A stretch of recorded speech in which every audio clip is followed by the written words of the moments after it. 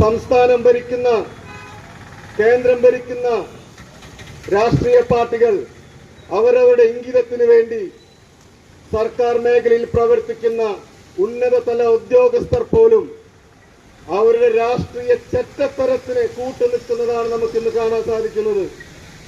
ഇതൊന്നും നമ്മൾ അനുവദിച്ചു കൊടുക്കരുത്. ഇതിനെല്ലാം മറുപടി പറയാനുള്ള ഏക അവസരം തെരഞ്ഞെടുപ്പ് എന്ന ജനാധിപത്യ പ്രക്രിയയാണ്. ഇന്ന് ആ ജനാധിപത്യ പ്രക്രിയയെ പോലും അട്ടിമറിക്കുന്നതായിട്ടാണ് നമുക്ക് കാണാൻ സാധിക്കുന്നത്. ഇവിടെ ജയിച്ചു പോയ MP-യുടെ അവസ്ഥ തന്നെ നോക്കിയാൽ മതി. ദിനം പ്രതി പല തരത്തിലുള്ള തെളിവുകൾ പുറത്തു വന്നുകൊണ്ടിരിക്കുകയാണ്. മാധ്യമങ്ങൾക്ക് മുമ്പിൽ ഒരക്ഷരം പോലും ഉരിയാടാൻ സാധിക്കാതെ BJP പ്രവർത്തകരുടെയും RSS പ്രവർത്തകരുടെയും നടുവിൽ നിന്നുകൊണ്ട് മാധ്യമങ്ങളെ ഒഴിവാക്കിക്കൊണ്ട് ഒളിച്ചോടുന്ന സുരേഷ് ഗോപിയാണ് കഴിഞ്ഞ ദിവസം റെയിൽവേ സ്റ്റേഷനിൽ നമ്മൾ കണ്ടത്. ഇതിന് മുമ്പ് ദിവസങ്ങളിലെല്ലാം ഏത് വിഷയമുണ്ടായാലും സിനിമാ സ്റ്റൈലിൽ പ്രസംഗിച്ചിരുന്ന ആ വ്യക്തി ഇന്ന് മൗനിയായി മാറിക്കൊണ്ടിരിക്കുന്നു.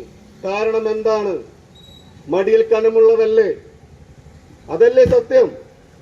നേരാണെങ്കിൽ അതിനകത്തൊരു തെറ്റുമില്ലെങ്കിൽ ജനങ്ങളോട് വിളിച്ചു പറയാനുള്ള ആർജവം സുരേഷ് ഗോപി എന്ന MP-ക്ക് എന്തുകൊണ്ട് കിട്ടിയില്ല?